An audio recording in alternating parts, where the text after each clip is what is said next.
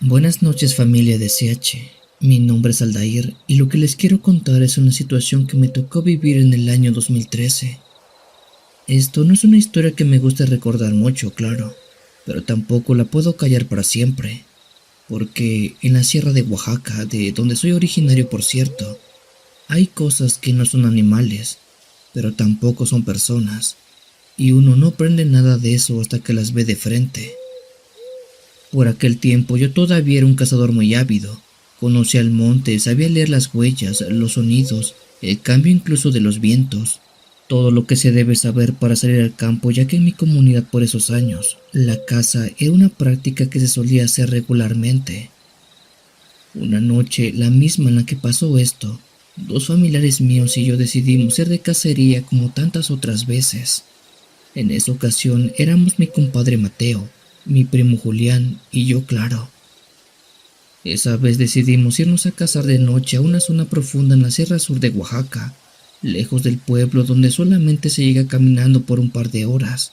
Buscábamos animales nocturnos, venados, jabalís, conejos, lo que sea que se dejara ver por la noche. La luna en esa situación estaba a medias, suficiente para alumbrarnos un poco el camino, pero por si acaso también llevábamos linternas, además de rifles y la confianza de atrapar algo un poco más adelante.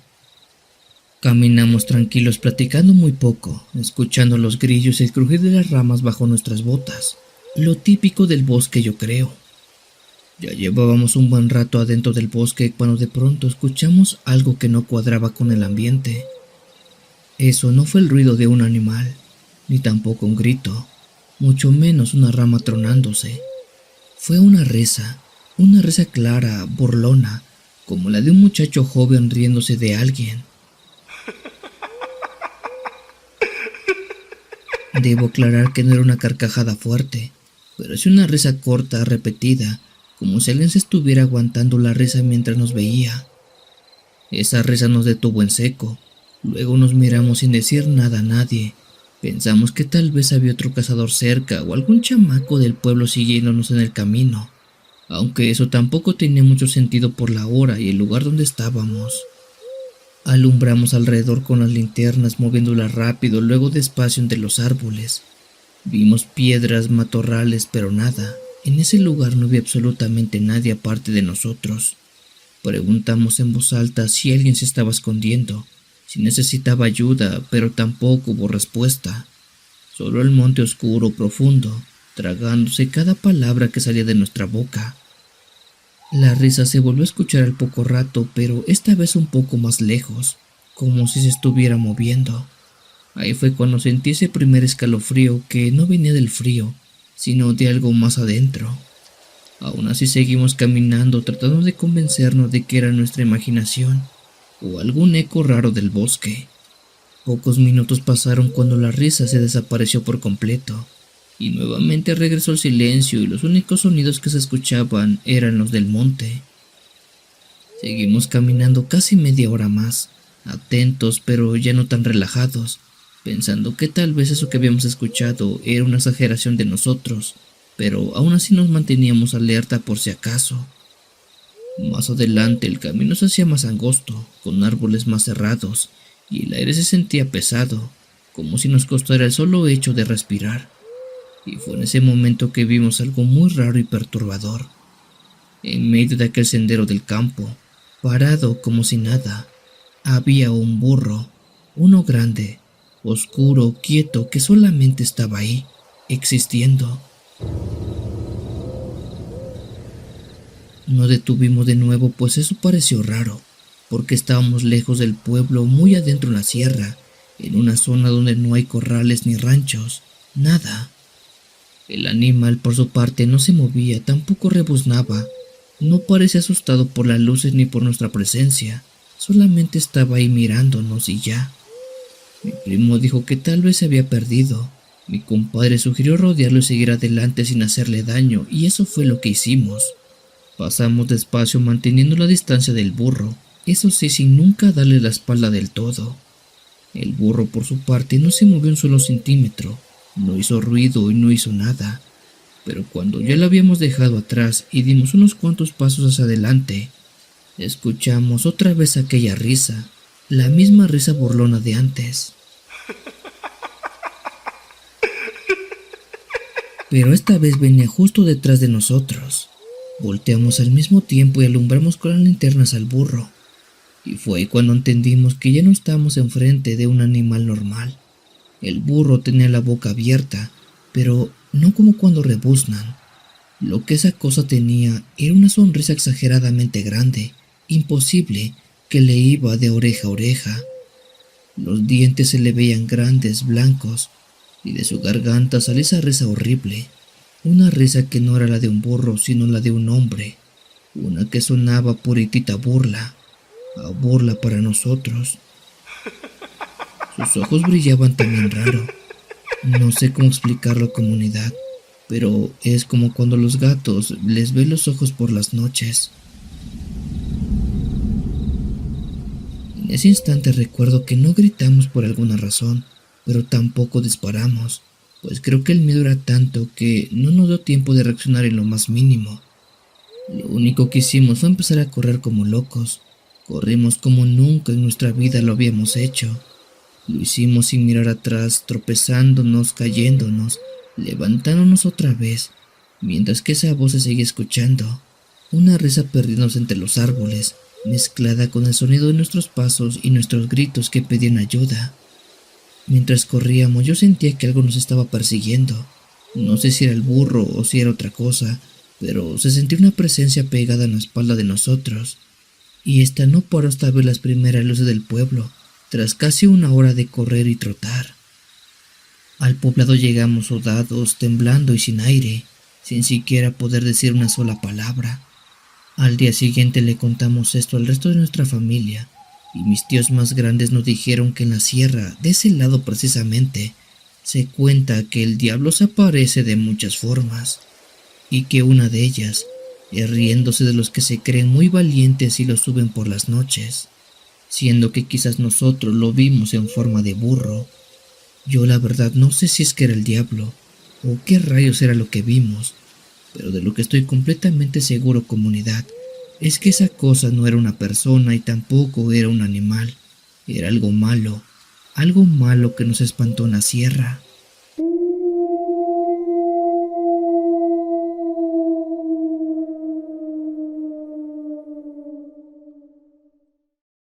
Si los relatos te están gustando, te invito a dejarnos un like y suscribirte a esta gran familia de lo paranormal. Continuamos.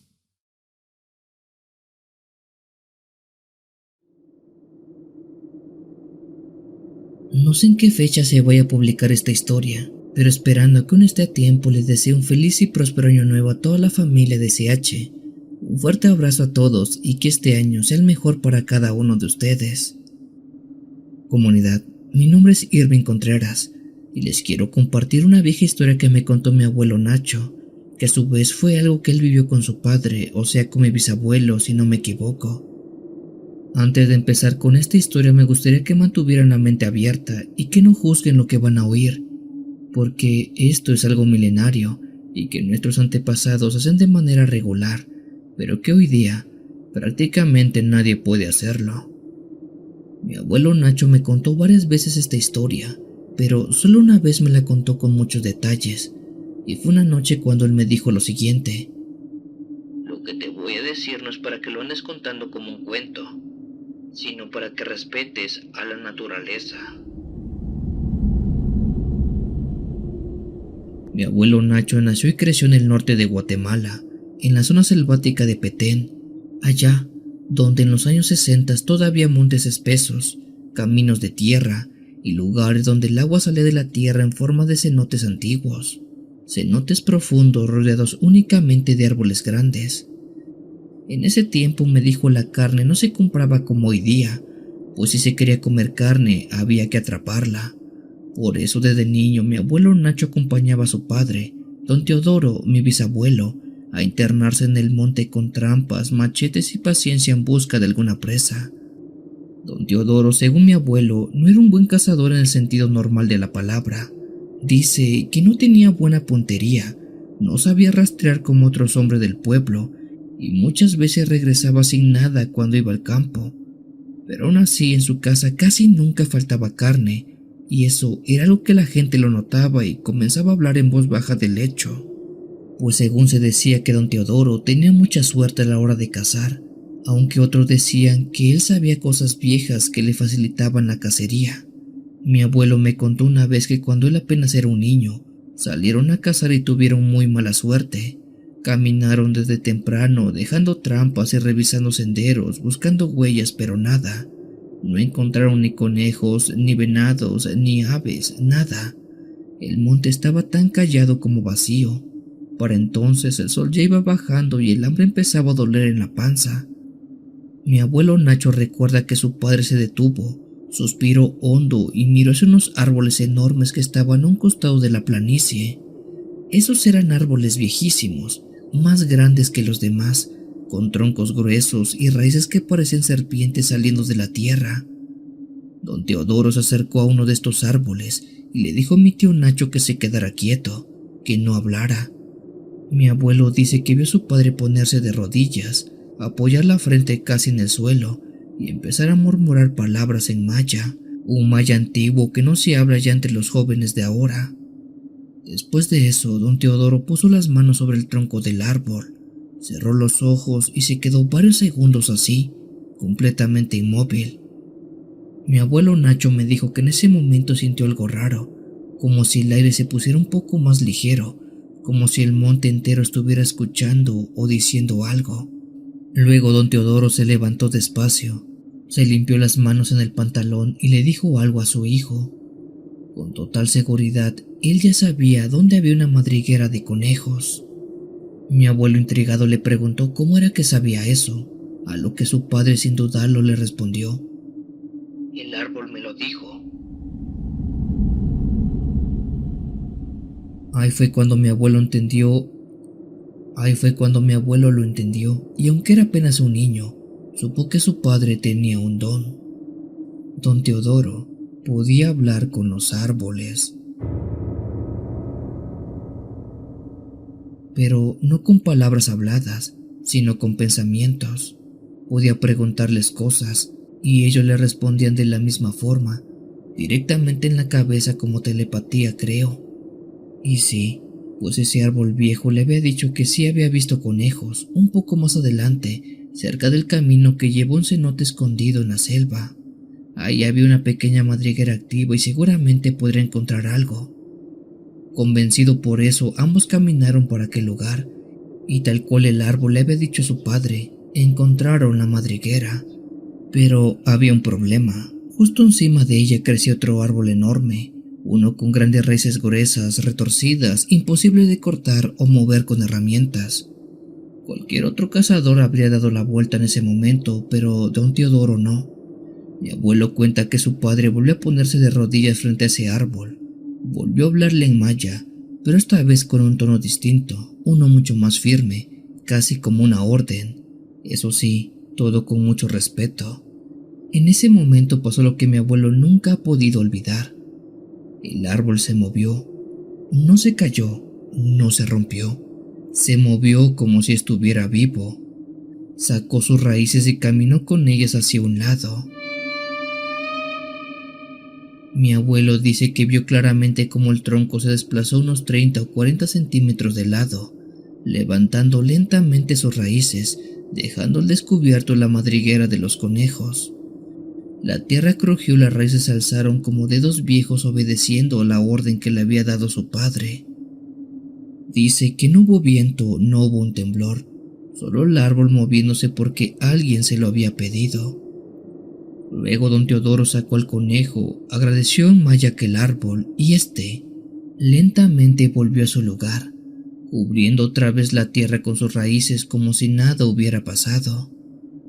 Mi abuelo Nacho dice que quedó sorprendido mucho y quedó paralizado del asombro, pues supo que en efecto su padre tenía un don, uno que lastimosamente se perdió con él, pues este don ya no se heredó, ya que era algo que únicamente nacía con quienes sabían un poco de la cultura maya, pues se dice que en la antigüedad ellos hablaban con toda la naturaleza, con los árboles, con la lluvia, con los ríos, con la tierra, con el viento, todo, pero hoy día ya se ha perdido. Mi bisabuelo don Teodoro era de los pocos, pero muy pocos descendientes mayas que sabían cosas, pero que se perdieron porque nadie más quiso aprenderlas. En su tiempo los mayas vivían en equilibrio con la naturaleza y hoy día eso ya no existe.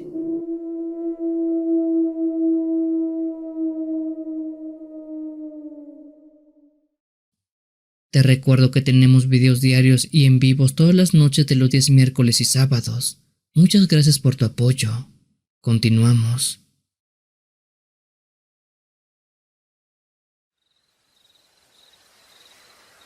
Voy a darles un resumen breve de cómo es que supe de esta historia. Mi nombre es Jonathan y desde hace 4 años me vine a trabajar a Brasil, en Sao Paulo para ser más correctos. En mi estancia en este sitio he hecho muchos amigos claramente, de los cuales nos hemos puesto a hablar sobre choques culturales. De entre mi grupo de amigos tengo un amigo que se llama Joao, uno que conocí hace mucho tiempo en un trabajo en el que estuve. Joao, una noche después de varias cervezas y entrar a la madrugada, salió el tema de lo paranormal. Yo le conté lo de México, que tenemos a la Llorona, al Charro Negro, el Chupacabras y una que otra leyenda local de algunos estados. Es ahí que Joao me miró bastante serio y me dijo algo que no se lo había contado a nadie, pues él había vivido esta experiencia paranormal en carne propia y le había pasado en el Amazonas. La historia de Joao ocurrió en el año 2010, en una zona del bosque espeso del estado de Mato Grosso, en un área cercana a la transición entre la selva amazónica y el monte Cerrado, donde, dice él, la noche es muy oscura y el silencio lo es aún más. Joao me contó que esto le pasó a él y a su hermano menor Fred, cuando todavía vivían con sus padres por aquellos rumbos. Por ese entonces eran jóvenes y acostumbraban irse de cacería nocturna, no como deporte, sino por costumbre y necesidad, pues al conocer perfectamente el bosque y los sonidos, iban de vez en cuando a cazar algo. Esa noche habían salido tranquilos, con linternas en mano, un machete y una escopeta vieja.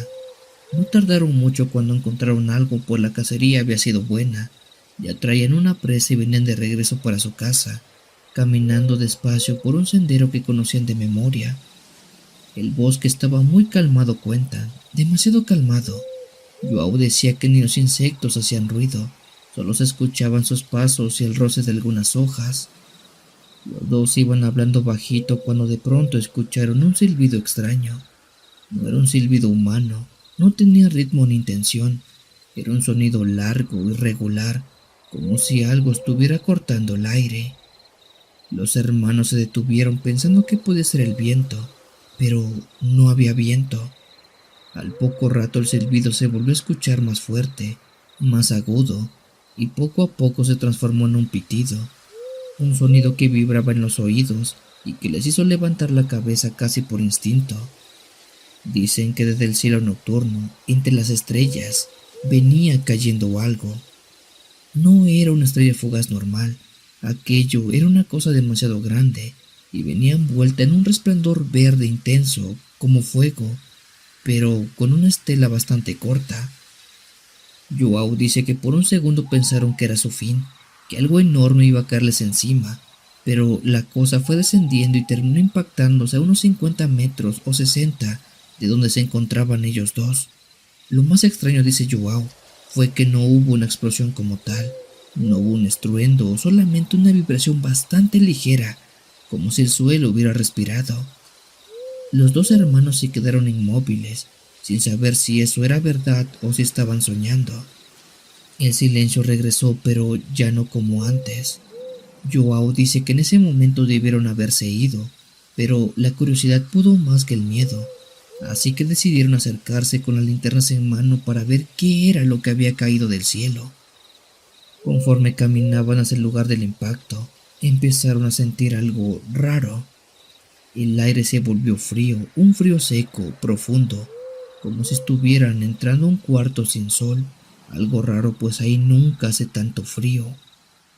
Cuando llegaron al punto exacto donde aquello había caído, vieron algo que no supieron cómo explicarlo. En el suelo, entre hojas secas, impactada y sin tierra sin remover, había una roca perfectamente circular, lisa, de color gris opaco. Dicen que esa cosa no había hecho un cráter, no había ramas rotas, no había nada quemado. Todo estaba perfectamente normal, todo estaba intacto, como si nunca nada hubiera caído del cielo. Pero eso claramente estaba ahí, flotando tal vez a unos cuantos centímetros de la tierra y nada más. Aquella roca no brillaba y tampoco hacía ruido, pero el frío alrededor era simplemente insoportable. Joao dice que al acercar la mano sintió como si la temperatura se la chuparan, como si esa cosa se alimentara del calor humano. Estuvieron ahí solo unos cuantos minutos, pero para ellos parecieron horas. Al poco rato, Joe dijo que empezó a sentirse muy mal, a tener náuseas, mareo, y ese pitido volvió pero ahora dentro de sus cabezas. Así que mejor decidieron irse corriendo al pueblo para avisar lo que había pasado, para tratar de conseguir ayuda, porque estaban muy seguros que lo que había caído del cielo era un meteorito o algo parecido. Los dos hermanos llegaron agitados al poblado, despertaron a algunos vecinos y avisaron a la policía local.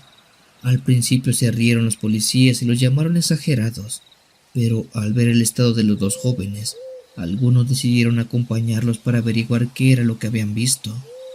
Un grupo más grande regresaron al bosque, incluidos dos policías, pero dice Joao que cuando volvieron, a ese punto exacto donde había caído aquella bola gris, ya no había nada. Ni roca, ni frío, ni huellas, ni rastro. El bosque estaba normal como si nada hubiera pasado. Ni siquiera el aire estaba frío. Todo había desaparecido en un abrir y cerrar de ojos. Los policías los acusaron de mentirosos, de estar borrachos, de haber confundido aquello con otra cosa. Nadie les creyó, pero Joao y su hermano sabían la verdad. Durante semanas dicen que soñaron y escuchaban ese pitido dentro de sus cabezas y que tardó mucho, pero mucho en poder irse. Joao cuenta que esa cosa no era un meteorito, sino era algo más, pero no saben exactamente qué. Lo que sí recuerdan es que esa experiencia los marcó para siempre, pues según dice Joao y su hermano, aquella vez había caído algo de otro mundo en el Amazonas, y creo que tienen razón, porque en el Amazonas hay cientos de historias de cosas que viven o se aparecen en ese sitio.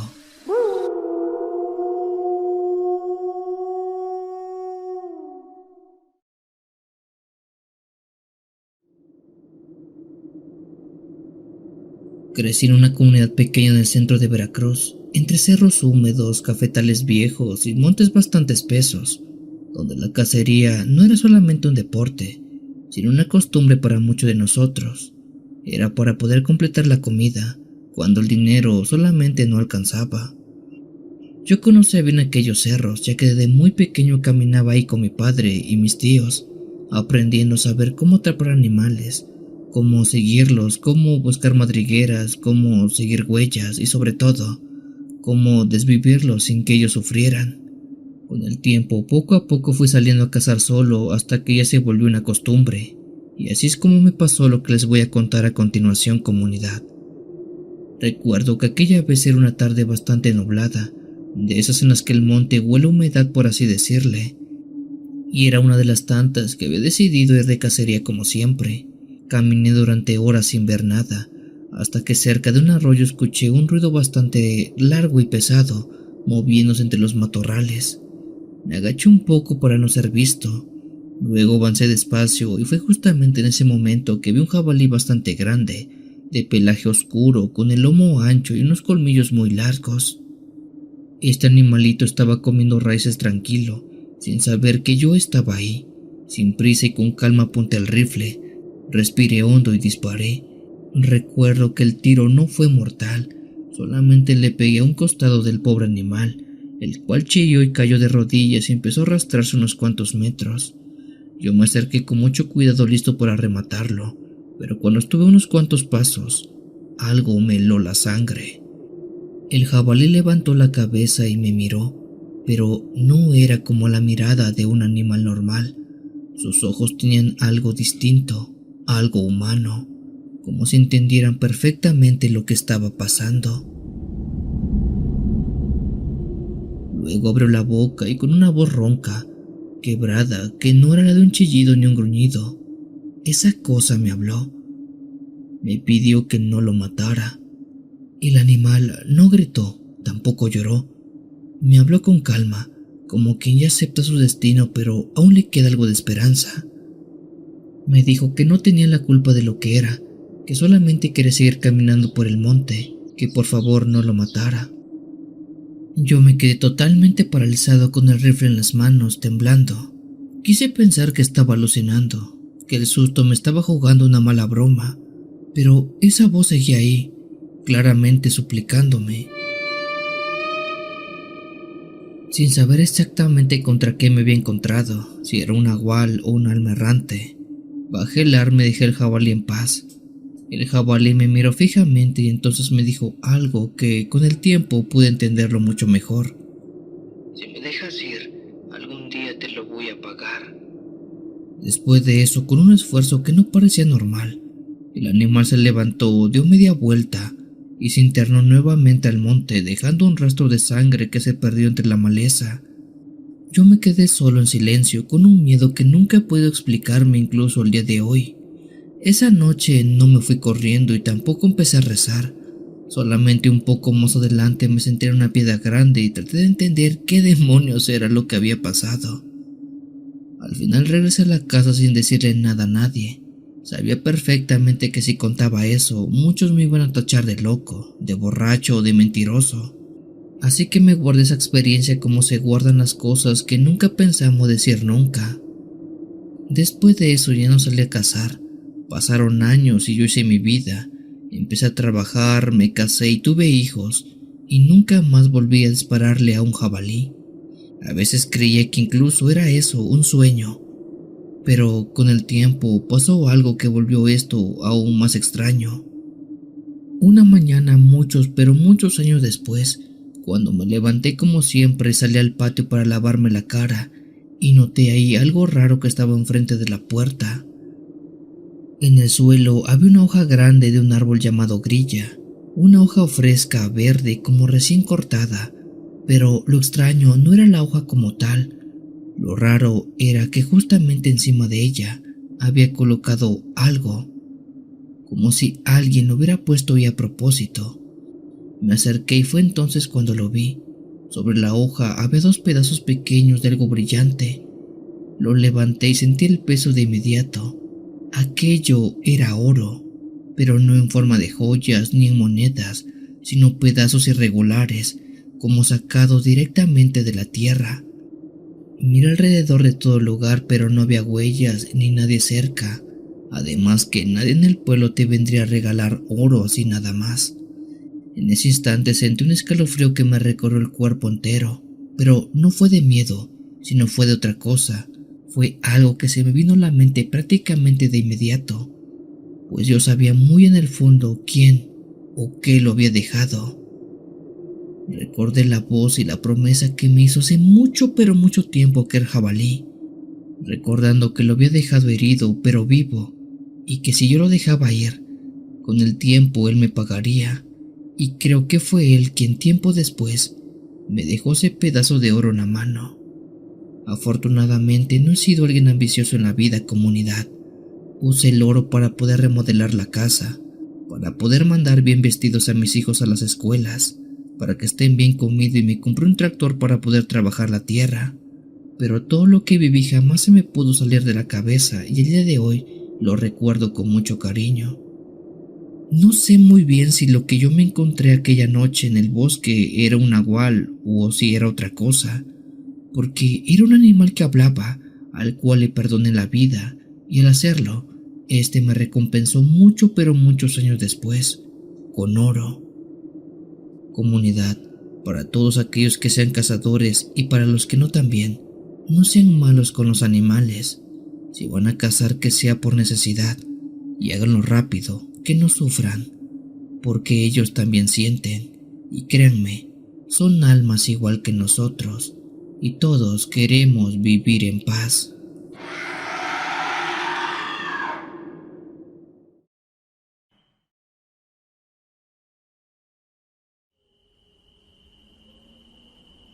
Mi papá fue cazador durante varios años, no por gusto sino por necesidad. ya que cuando él era joven, al no tener muchos recursos, uno tenía que consumir su alimento por muchas maneras, ya sea sembrando el campo o criando ganado. Pero como criar era caro y tardado, era más práctico salir a cazar a la selva alimento que sería carne, claro. Con el tiempo y la llegada de la modernidad y las tiendas, conseguir carne fue mucho más fácil, pero mi papá, aún con esa crianza y costumbre de cacería, de vez en cuando solía cazar a la selva de nuestro Guatemala por la región de Cobán para traer algo a la mesa, siendo que después fuera más por costumbre que necesidad. Eso sí, él jamás abusó de aquello, siempre pedía permiso a la selva para no faltar el respeto y trataba siempre de mantener un margen de no cazar más que lo necesario. Mi padre, que por cierto se llama Agustín, cuenta que esto le pasó por el año 2010, en una tarde-noche que se adentró a la selva con la intención de estar por ahí un par de días para atrapar algo y de paso revivir sus buenos tiempos de gloria como cazador. Él decía que la selva era dura, pero justa, que si la respetas lo suficiente te deja salir con bien, aunque después de lo que vivió esa vez, nunca más volvió a pensar algo igual. Me contó que esa vez fue por 2 días a una zona bien metida en la selva, lejos de comunidades, un lugar donde el monte está tan espeso que el sol apenas se cuela entre las hojas. El primer día fue bastante tranquilo, demasiado tranquilo incluso para él. Cazó un par de animales pequeños, puso trampas, comió bien y armó su campamento como siempre, con fuego bajo y todo muy bien asegurado. Me dijo que cuando la selva está muy callada durante el día, es porque algo se guarda para la noche, pero aún así él no le dio mucha importancia, siendo que la segunda noche fue cuando todo se torció. Ya estaba acostado envuelto en su manta con el rifle cerca, cuando escuchó un sonido a lo lejos, un ruido que parecía el canto de un ave muy grande.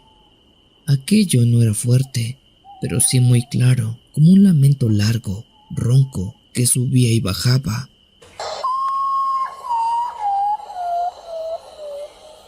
Él pensó que era un búho o alguna ave nocturna de esas que se oyen raro, así que no le dio mayor importancia y siguió acostado.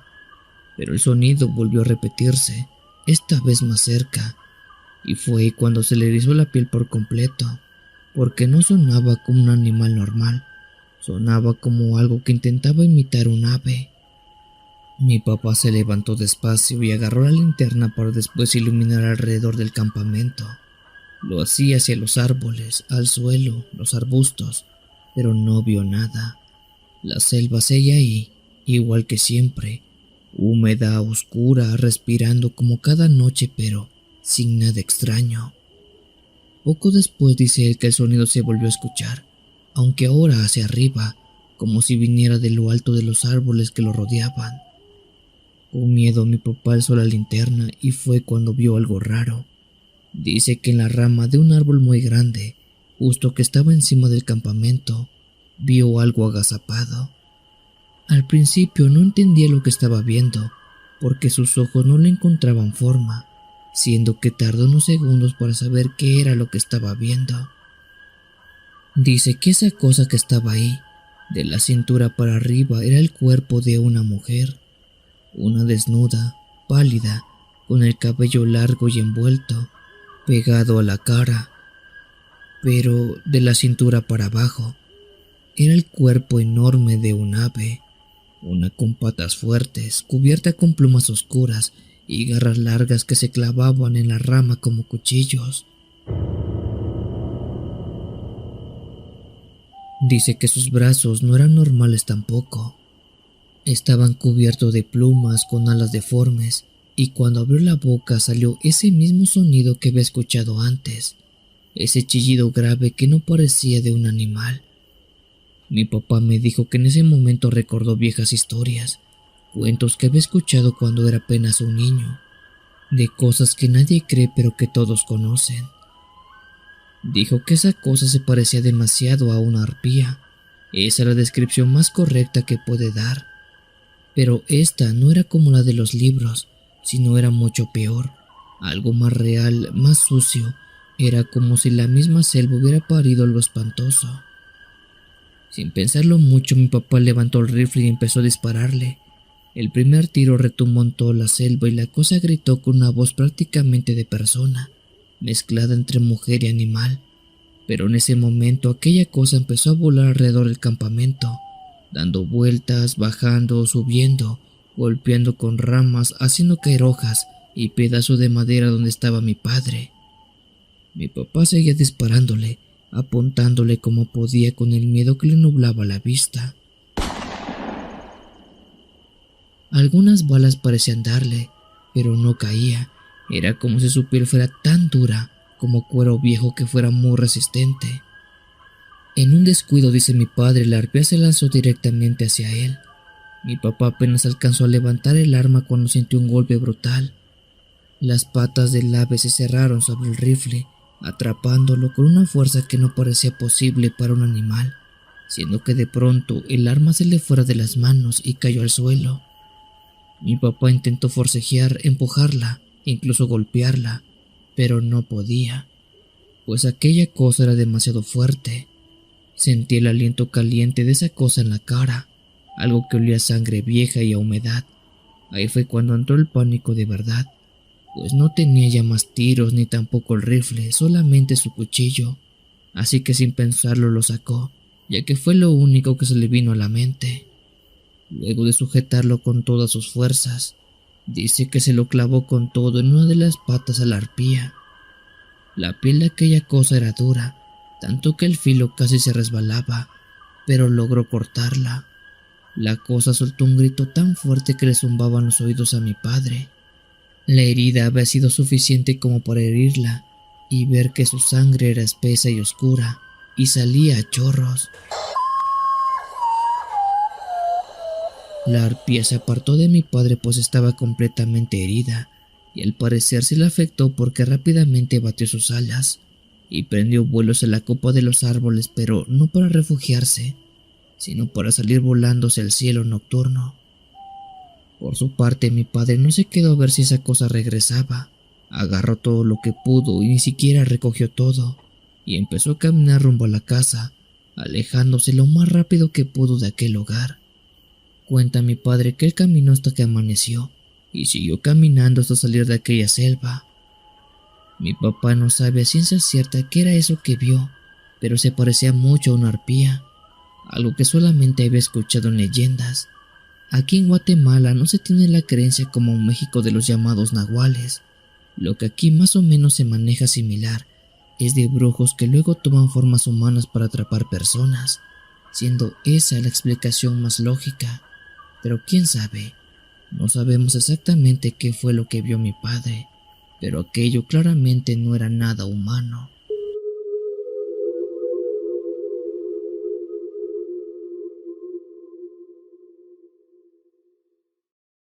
Te recuerdo que tenemos videos diarios y en vivos todas las noches de los días miércoles y sábados. Muchas gracias por tu apoyo. Continuamos.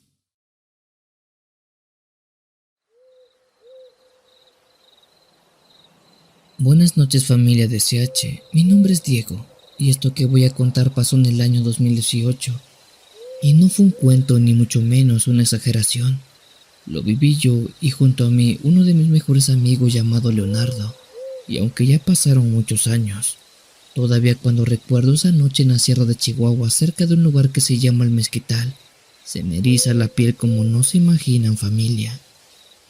Nosotros éramos cazadores desde muy pequeños, pero no de eso de trofeo ni nada por el estilo, sino por costumbre, tradición, porque así crecimos, saliendo al monte de noche con lámparas, costales y mucha paciencia, buscando conejos para la comida o algún pequeño venado que encontráramos. Cuando pasó esto fue hace ya esos buenos años. Recuerdo que aquella noche habíamos salido ya tarde, pensando que con el frío los conejos andarían más movidos. Llevábamos horas caminando entre cerros y matorrales, con el silencio pesado de la sierra rodeándonos, y lo único que habíamos atrapado para entonces era solamente un conejo muy flaco. Mi amigo Leo dijo que si no salía nada más en un rato, mejor no regresáramos para la casa porque ya era muy noche y el monte de madrugada no es cualquier cosa. Yo estuve de acuerdo, así que seguimos caminando un poco más, sin prisa, atentos a cualquier ruido que pudiéramos encontrarnos. Fue entonces cuando escuchamos algo que no encajaba con la noche. Al principio pensé que era el viento, pero no. Este era un sonido rítmico, constante, como si fuera música lejana. Me detuve en seco y Leo también. Los dos afinamos el oído y lo escuchamos bien claro. Eran tambores, no fuertes, pero sí marcados, como si alguien estuviera tocándolos despacio, siguiendo un ritmo. Eso fue lo primero que me dio mala espina porque estábamos en medio de la sierra. No había una sola casa en kilómetros, ni ranchos, ni siquiera un camino cercano. Nadie que pudiera estar produciendo esa música. Al sentirnos intrigados nos miramos sin decir nada, pero los tambores seguían sonando y por lo que parecía, venía de un punto un poco más adelante donde estábamos nosotros. Leo y yo nos quedamos pensando, siendo que al final, por curiosidad, esta nos ganó más que el miedo, así que empezamos a caminar despacio, con mucho cuidado apagando las linternas para no delatarnos y ver de dónde era que provenía aquel sonido. Conforme avanzábamos, el sonido se hacía cada vez más claro, más profundo, y se nos estaba metiendo incluso en el pecho, como si ese ritmo lo marcara nuestro corazón.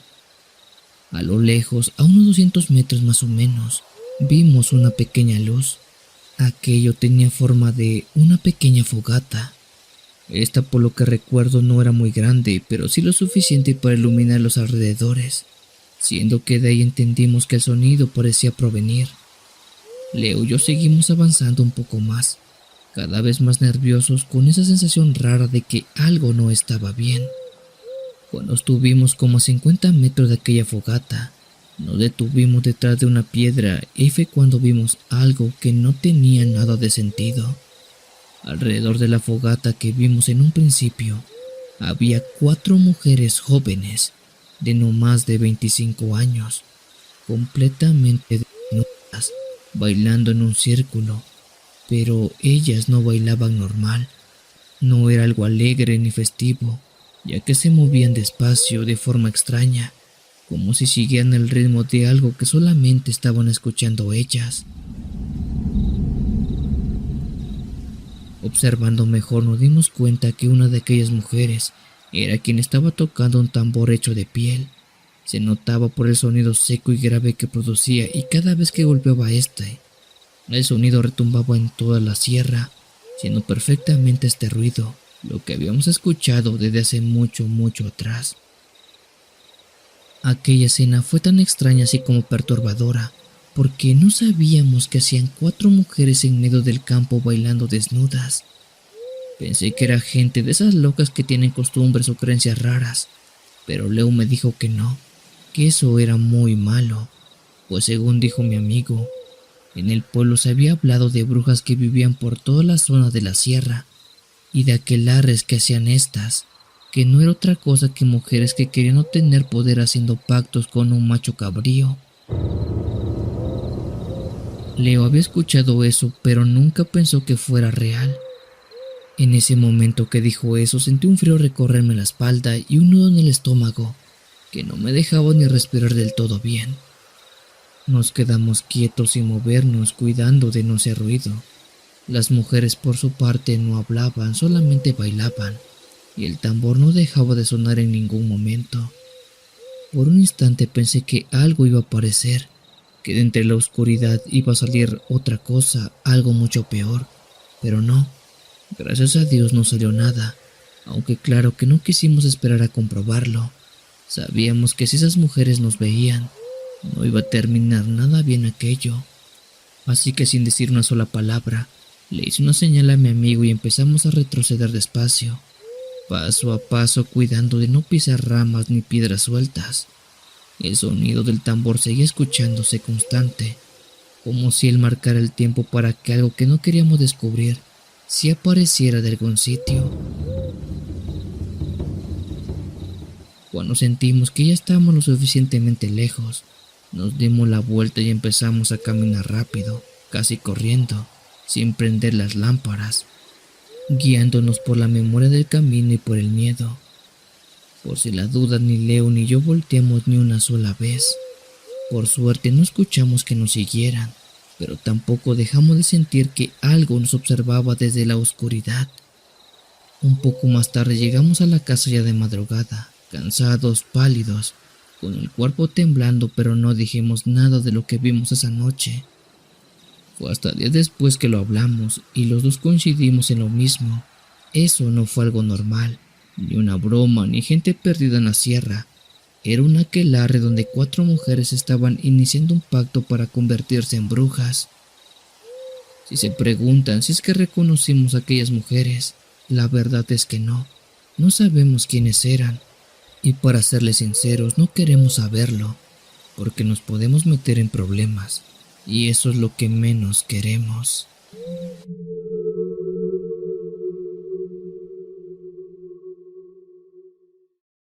Si los relatos te están gustando, te invito a dejarnos un like y suscribirte a esta gran familia de lo paranormal. Continuamos.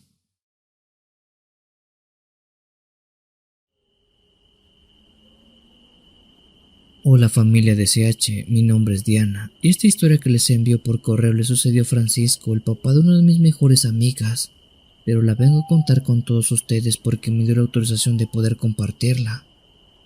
Cuando el señor Paco, como todos le dicen, contó esto ya tiene sus buenos años. Recuerdo que yo era una joven todavía cuando la escuché, sin embargo, eso no quita que no me la sepa bien, pues eso que vivió el señor estuvo bien pero bien raro. Primero que nada debo decirles que el señor es originario del Ecuador y luego se vino a vivir a México, siendo que esto le pasó en su país de allá de origen. Cuenta el señor que por esos años él vivía en una zona de la Amazonia ecuatoriana, por el famoso lado de la Pastaza, un lugar que él dice todo el año está lleno de un bosque espeso, húmedo y parece que todavía está vivo. Incluso hay cosas que ni siquiera deberían de estar vivas ya. Me dijo que todo ocurrió en el año 2003, cuando él todavía salía a cazar bastante seguido. El señor conocía bien aquel monte, sabía leer rastros, distinguir olores, sonidos, silencios. Esa vez había salido solo, como muchas otras, siguiendo el rastro de un animal grande que parecía moverse cerca. Dice que al poco rato encontró un rastro de sangre en el suelo, pero que al seguirlo pensando que era un animal herido, esta sangre dejó de verse como tal, pues ahora había un camino de ceniza oscura. Era tal cual como si algo hubiera tirado puñados de polvo quemado sobre la tierra húmeda. Eso le dio muy mala espina al señor, porque ningún animal sangra ceniza, pues parecía que eso que sangraba de un momento a otro se hubiera convertido simplemente en ceniza. Pero aún así siguió adelante, pensando que estaba viendo mal o que se había confundido de rastro. Mientras más caminaba el señor por el bosque, este se fue poniendo más raro, ya que dice que no se escuchaban pájaros, ni insectos, ni monos a lo lejos, solo el sonido de sus propios pasos y su respiración agitada. Me dijo que el aire olía como raro, como madera quemada mezclada con humedad, una humedad vieja, un olor que ni siquiera pertenece a la selva que él conocía a la perfección. El rastro de ceniza lo llevó hasta un claro pequeño, rodeado de árboles altos, donde el sol apenas entraba. Ahí fue cuando vio el cuerpo de un animal que muy posiblemente era el que había estado siguiendo todo este rato. Por lo que dice, recuerda que el cuerpo de ese animal era grande, parecía un venado o algo similar, pero estaba tirado de una forma muy rara, con las patas hacia el cielo. Era como si fuera una estatua o un muñeco tirado más que un animal. De hecho, el señor pensó que era eso, un muñeco muy grande, pero al acercarse se dio cuenta de que sí era un animal de carne y hueso, aunque lo raro era que este no tenía heridas visibles. No había sangre en el suelo, solamente ceniza alrededor del cuerpo, una que formaba un círculo un tanto irregular. El papá de mi amiga se acercó con mucho cuidado, con el corazón latiéndole bien fuerte porque algo dentro de él le decía que no tocara eso, que se fuera, pero la curiosidad pudo mucho más, siendo que cuando lo tocó con la punta del machete, el cuerpo se empezó a deshacer, así como lo escucharon comunidad, como si fuera una criatura de tierra, arena o ceniza. En cuanto lo tocó, este se deshizo como si nada. No se pudrió, no se rompió, se convirtió en ceniza al instante, como si nunca hubiera sido de carne y hueso, como si solo hubiera estado fingiendo ser un animal. La ceniza cayó al suelo caliente todavía y se levantó un olor muy fuerte, amargo, que le quemó casi la garganta al señor. En ese momento sintió un miedo de verdad. Me dijo que las piernas le temblaban y que el cuerpo no quería responderle. Pensó en todo lo que había escuchado de niño, historias de espíritus del monte, de cosas que no son animales ni personas, de entidades que se alimentan de lo que vive en ese bosque y que no dejan rastro de nada. Fue ahí que entendió que eso que estaba viendo ahí, que aquella cosa, no era algo que le hubiera matado, sino que ya estaba muerto, o más bien, y quizás, algo que nunca estuvo vivo entre nosotros. Miró alrededor y tuvo la sensación clara de que no estaba solo, y aunque no veía nada, sentía que lo observaban desde todos lados, desde los árboles, desde el cielo, desde el aire mismo. El silencio era tan pequeño que le zumbaban los oídos. En ese instante decidió que no iba a esperar a que pasara algo peor, así que mejor se dio media vuelta y empezó a caminar mucho muy rápido de regreso a la casa, luego a correr, sin importar el cansancio ni las ramas que le golpeaban todo el cuerpo. El señor cuenta que ni siquiera estuvo siguiendo senderos, ni siquiera pensaba en perderse, solo quería salir de ese bosque de una buena vez. Sentía que algo que no tenía pasos pero sí presencia, venía detrás de él, o que lo estaba viendo desde algún punto y que eso que lo estaba observando era precisamente lo que había acabado con aquel venado que se convirtió en ceniza. Cuando por fin salió hasta un camino que ya conocía, cayó de rodillas y vomitó de tanto haber corrido y de tanto esfuerzo que hizo. Él dijo que nunca en toda su vida había sentido un miedo como ese.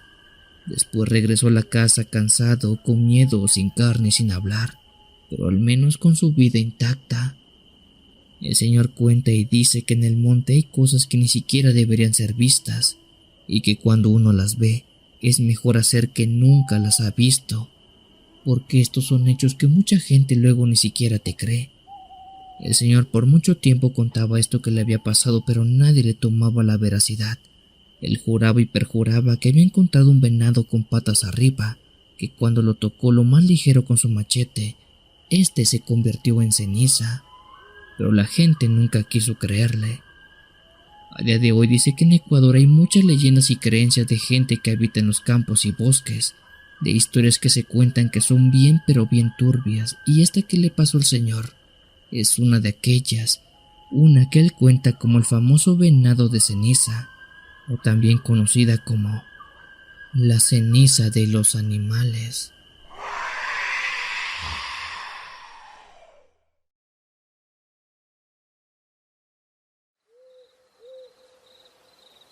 Esto que voy a contar me pasó hace ya varios años, comunidad.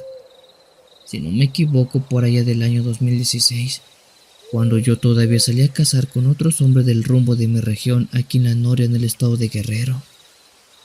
Esto no lo cuento seguido porque no es algo que la gente tome en serio, pero los que andan en el monte saben que hay cosas que no se pueden explicar y que más vale solamente respetarlo.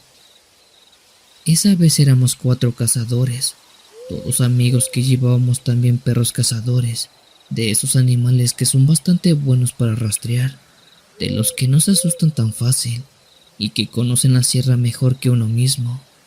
Todos salimos antes de que amaneciera, con la idea de meternos a un cañón donde solía haber bastantes animales. Ahí por lo regular se iba cuando se quería tener una casa segura, ya que al estar tan reducidos los animales no podían huir y darles caza era mucho más simple. Aquel es un camino conocido, lo habíamos recorrido tantas veces, pero esa mañana se sentía diferente. El aire estaba raro, pesado, y no se escuchaba casi nada, ni pájaros ni insectos. Cuando llegamos a la entrada del cañón fue cuando los perros empezaron a comportarse muy extraños. Se frenaron en seco, se pusieron a gruñir y a jalar hacia atrás, como si algo allá adentro no lo dejara pasar por el miedo. Uno de ellos incluso se tiró al suelo y empezó a chillar bajito, cosa que yo recuerdo nunca antes había hecho. Nosotros pensamos que a lo mejor había un animal grande o algo peligroso porque ese comportamiento era signo de que algo dentro del cañón había y que no era solamente un simple venado conejo. Quizás, y esto lo dijo uno de mis amigos, podría ser algún felino grande ya que de vez en cuando se veían jaguares por la zona. Fue por eso que decidimos no meternos por ahí y mejor dar media vuelta para rodear por otro lado. El problema fue que, aunque ya nos habíamos alejado de aquel cañón, los perros no se tranquilizaron en lo más mínimo. Estos seguían inquietos, caminaban tensos, olfateaban el aire y volteaban seguido hacia atrás, como si sintieran que alguien nos venía siguiendo, pero por más que volteábamos no vimos nada. Allá afuera no había nada de nada. Creo que no había pasado mucho tiempo cuando uno de mis compañeros dijo que había visto algo entre los árboles. Nos detuvimos todos y volteamos, siendo que a lo lejos, entre la neblina ligera de la mañana, se alcanzaba a ver una figura blanca. Esto es real, comunidad, y lo sé porque yo lo vi, y tengo de testigo a más de mis amigos. Esa cosa que estaba al frente no tenía forma clara de persona, pero tampoco de animal. Era más bien como una sábana grande, colgada en el aire, moviéndose despacio, aunque lo más inquietante era que avanzaba al mismo ritmo que nosotros. Si caminábamos, caminaba esa cosa. Si nos deteníamos, esa cosa también se detenía. Cuando notamos que esa cosa nos estaba siguiendo prácticamente a todos, se nos heló el cuerpo. En ese instante los perros empezaron a ladrar como locos, con el pelo erizado, apuntando todos hacia esa cosa. Yo pensé que tal vez era la niebla, o una ilusión por el cansancio, pero no. Esa cosa tenía volumen, tenía presencia, y al parecer era lo que todo este tiempo estuvo poniendo nervioso a los perros.